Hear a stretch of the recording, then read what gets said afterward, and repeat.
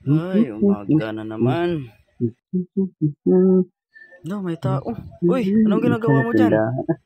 Anong ginagawa mo? Okay na pala kayo. Oh, bago pa lang. Bakit? Anong ginagawa mo dyan? Dito, nangangalakal. Nangalakal? Bakal na ito isa. Uy, parang part yan ng ano ko ah. Parang akin Meron yan ah. kayong bigas. Oo, meron. Bakit? Hindi ka pa nakabenta ng Kunti pa lang kalakal? kuha ko. Kunti pang nakuha mo eh. Ang liit ng sako na dala mo. Gutom na kasi ako. Sa laki mong yan. Nakakaawa ka naman. Madali ka sigurong gutumin. Wala pa kasi kaming loto. Ano, Wala po. pera na lang? Pera na lang.